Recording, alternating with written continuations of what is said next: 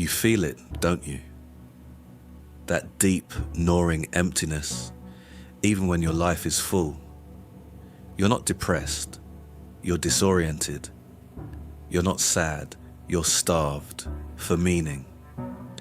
But you've been taught to fill this void with distractions, with achievements, with the noise of a world that is terrified of silence. In the next few minutes, you will gain the power of an alchemist. You will learn how to turn your pain into purpose, your emptiness into a compass, and your life into a masterpiece of meaning. And you'll soon know the difference between a life that is full of things and a life that is full of meaning. Part 1. The epidemic of emptiness. Stop for a moment. Look around you. Look at the faces on the street, in the office, on your social media feed. How many people do you know who seem to be merely existing, not truly living? They are caught in an automatic routine, a relentless cycle of empty commitments, superficial distractions, and a bone-deep fatigue that no amount of sleep can cure. But this is not just a personal problem. It is a collective sickness. It is the silent and devastating epidemic of our time, the loss of meaning. Carl Jung saw this coming. He understood that the greatest psychological suffering of modern humans would not come from trauma or from neurosis, but from a single, brutal realization that their lives had lost their purpose. We are not talking about a grand cosmic mission. We are talking about a personal, intimate, and vital sense of alignment. The feeling that what you do matters. The feeling that who you are has weight and consequence and a place in the world. Without this, we collapse internally. And this is exactly what is happening. We are a generation of people who are tired not from an excess of work, but from a lack of purpose. Our lives are full of tasks, but they are poor in direction. We are drowning in information, but we are starved for wisdom. Therefore, the anxiety, the depression, the apathy, the anguish that so many of us feel, it is not a sign that we are broken. It is a sign that we are hungry. It is the soul crying out for a path, for a reason, for a why. The world, in its infinite and shallow wisdom, offers us 1,000 distractions to numb this hunger. Likes, series, self-help promises, productivity techniques, miracle courses. All of it is a desperate attempt to fill a void that can only be filled with truth. And the truth is this: many of us are living a life we did not choose. We were pushed into a career, into a relationship, into an identity by the expectations of our family, our culture, our society, and we have been performing so long and so well that we have forgotten who we are without the applause. This is the starting point of the journey. This feeling of emptiness is not a curse. It is a calling.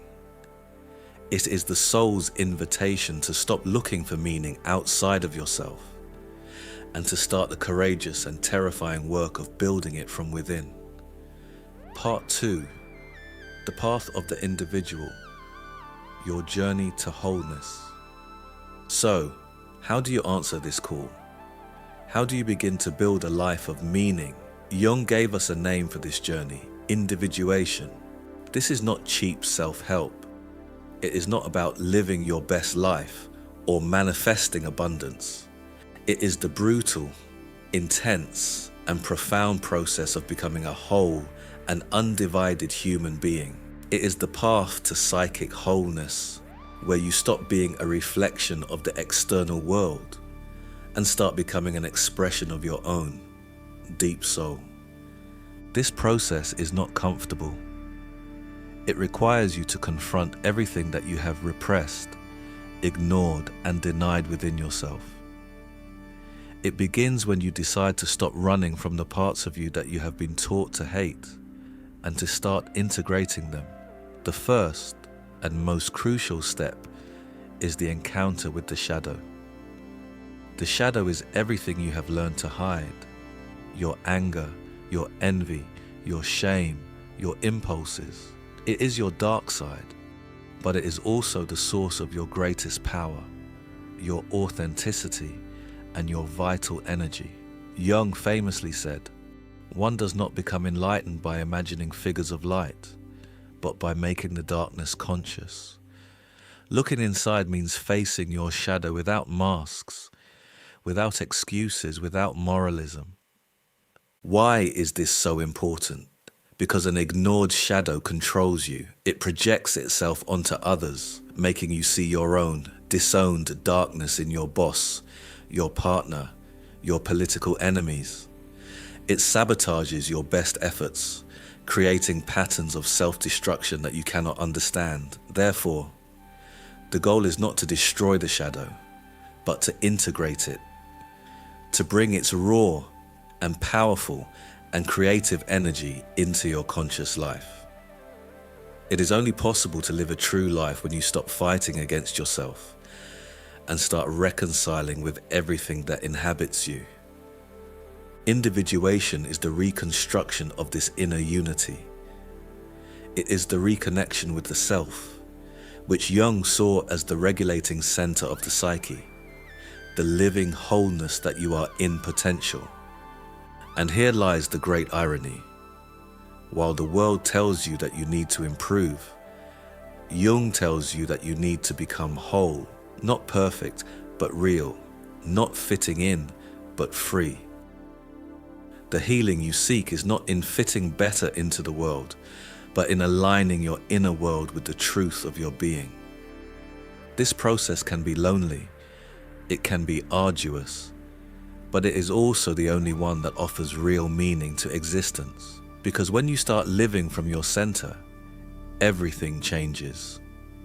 Your choices change, your relationships change, your way of suffering changes. Suffering ceases to be a punishment and becomes part of a deeper transformation. It becomes, in itself, meaningful. Part 3. The language of meaning. How your soul speaks to you. How do you know what your soul is asking for? How do you find this inner truth, this personal purpose? The soul speaks.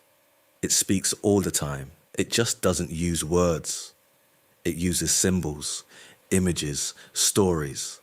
It speaks through your dreams, through your body, through the strange and meaningful coincidences that you dismiss as chance. Learning to listen to this language is the key to finding your meaning. It starts with your dreams. While the modern world mocks dreams as random noise, Jung saw them as the voice of the psyche. They are not noise, they are messages, encoded, mysterious, symbolic, but never useless. Every night, something inside you awakens and begins to speak. When your conscious life strays too far from your essence, the unconscious sends images, scenes, archetypes to pull you back to the center. A dream of falling when you are losing control in real life. A dream of a snake when you are on the verge of a transformation. This is not coincidence. This is communication. But the soul also speaks through your body. That chronic tension in your shoulders, that knot in your stomach, that persistent headache. What if it is not just a physical symptom? What if it is a message? What if your body is trying to tell you something that your conscious mind is refusing to hear? The body keeps the score. It holds the emotions you have repressed, the traumas you have not healed, the truths you have not spoken.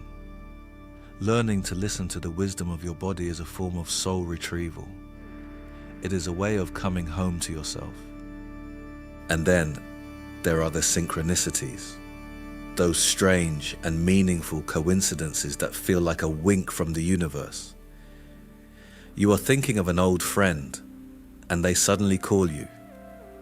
You are struggling with a problem, and you open a book to a random page that contains the exact answer you need. Jung called this phenomenon synchronicity, and a causal connecting principle. It is the experience of the inner world and the outer world aligning in a way that is profoundly meaningful. These are not just accidents, they are signs, they are clues, they are the universe conspiring to help you find your way. To find your meaning, you must become a student of this symbolic language. You must become a detective in your own life, looking for the patterns, the symbols, the messages that are being sent to you every single day.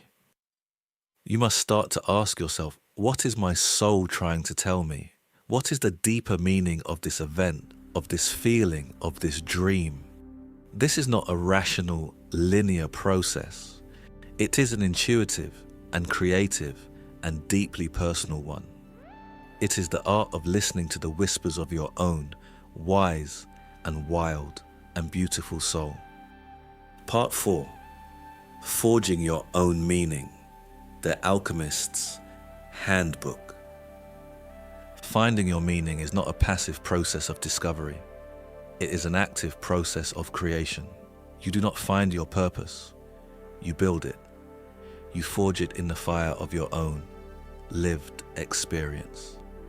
And this is the final and most empowering part of the journey. It is the moment when you stop being a seeker and become a creator. It is the moment when you take responsibility for your own unique and unrepeatable life. How do you do this? First, you must listen to your pain. Your pain is not the problem. It is the portal. It is the place where your soul is trying to get your attention. That feeling of emptiness, of boredom, of quiet desperation. It is a compass. It is pointing you in the direction of what needs to change. Instead of numbing your pain, you must have the courage to sit with it, to listen to it, to ask it what it has to teach you. Your pain is the raw material of your purpose. Second, you must find your personal myth. What are the stories that have always moved you? What are the characters in books, in movies, in history that you have always identified with? What are the recurring themes and patterns and challenges in your own life? These are the clues to your own personal myth, the unique and sacred story that your soul has come here to live. You are the hero of your own story, and your job is to start living it consciously and courageously and with your whole heart. Third, you must create a life that is an expression of your values. Meaning is not found in what you get. It is found in what you give.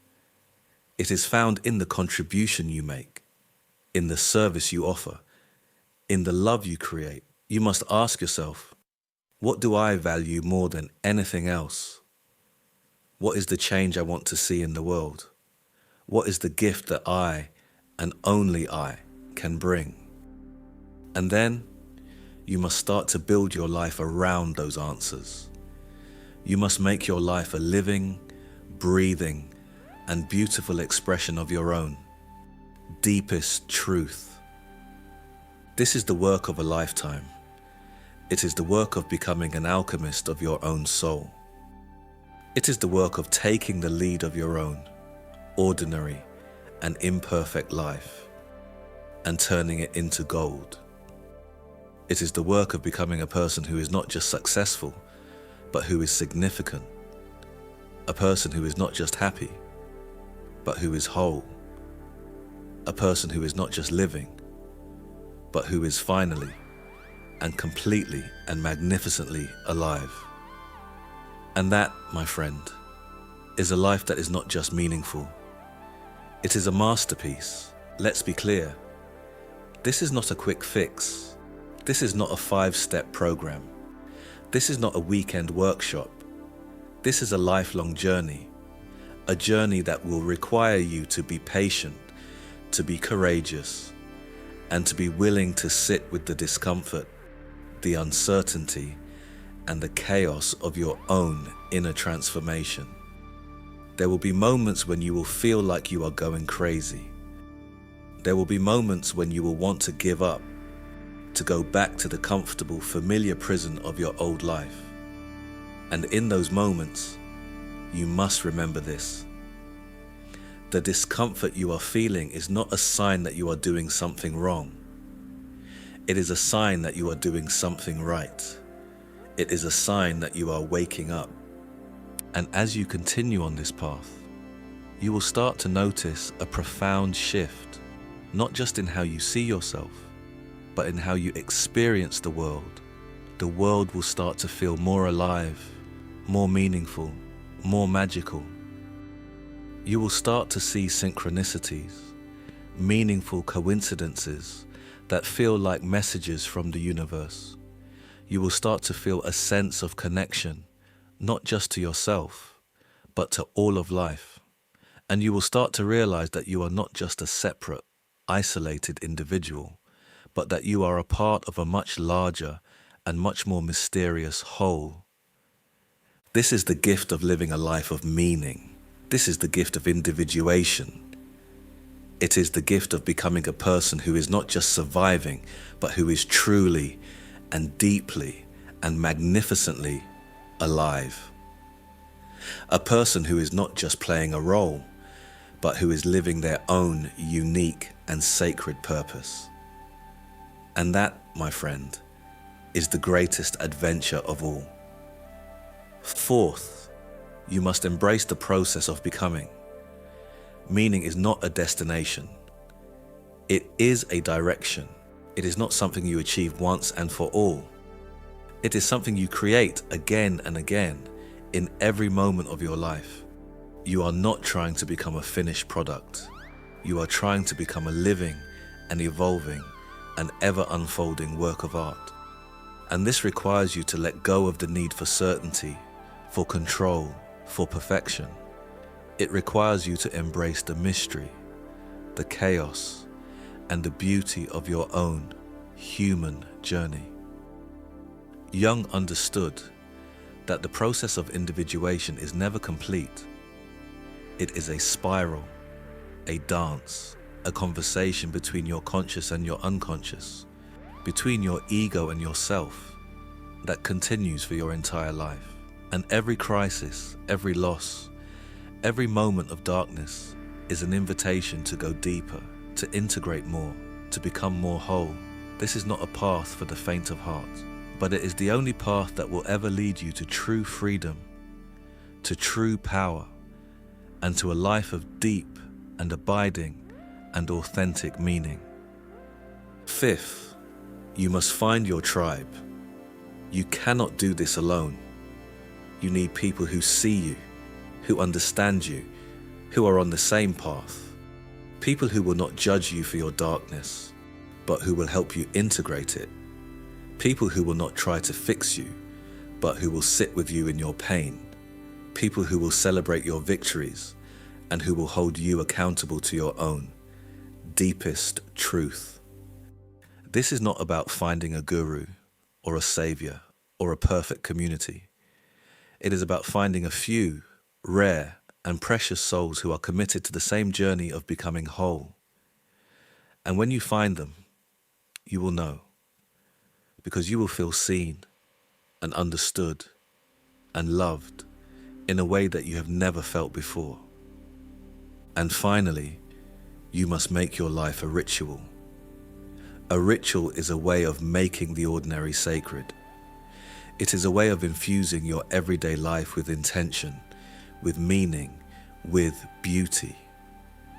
It could be as simple as lighting a candle before you write, or taking a walk in nature every morning, or creating a small altar in your home with objects that are sacred to you. It doesn't matter what you do. It matters that you do it with reverence, with attention, with a sense of its deeper significance. Because when you do, you are creating a bridge between your inner world and your outer world. You are making your life a living, breathing, and beautiful expression of your own unique and sacred soul. This is the Alchemist's Handbook. This is the map to a life of meaning. It is not an easy path. It is not a popular path, but it is the only path that will ever lead you to the life you were always meant to live. A life that is not just full of things, but full of purpose. A life that is not just successful, but significant. A life that is not just happy, but whole. And that, my friend, is a life worth living. And there is one more thing you need to understand about this journey. The world will not make it easy for you. In fact, the world will actively resist you. Because when you start to live a life of meaning, when you start to become whole, when you start to live from your own deep truth, you become a threat to the systems that depend on your compliance. You become a mirror that reflects back to others the life they are not living. You become a reminder of the path they are too afraid to take. And they will try to pull you back. They will call you selfish, or crazy, or unrealistic. They will tell you that you are wasting your potential, that you are throwing your life away, that you need to be more practical, more responsible, more like everyone else. And in those moments, you will have to make a choice. You will have to choose between their comfort and your own truth. You will have to choose between being liked and being real. You will have to choose again and again to honor your own soul, even when it costs you the approval of the world. This is the price of meaning. This is the price of freedom. And it is a price that only you can decide if you are willing to pay. But here is what I can promise you. If you have the courage to pay that price, if you have the courage to walk this path, you will discover something that no amount of money or success or external validation could ever give you. You will discover a sense of inner peace, of inner power, of being at home in your own skin that is worth more than anything else in the world. You will discover that the meaning you were searching for was never out there. It was always inside of you, waiting for you to have the courage to claim it. This is the promise of Jung's work. This is the promise of individuation. It is the promise that you do not have to live a life of quiet desperation. You do not have to settle for a life that is merely comfortable or merely successful. You can live a life that is truly and deeply and magnificently meaningful. A life that is an expression of your own unique and beautiful soul. A life that is, in every sense of the word, your own. So, the question is not whether you are capable of this journey. The question is, are you willing? Are you willing to face your shadow? Are you willing to listen to your soul? Are you willing to build a life that is an expression of your own deepest truth? Are you willing to pay the price of freedom? Because if you are, then everything changes. Your life becomes an adventure. Your pain becomes a teacher. Your emptiness becomes a compass. And you become finally and completely the person you were always meant to be. This is not the end of the journey. It is the beginning. And the path is calling to you right now, in this very moment. All you have to do is take the first step.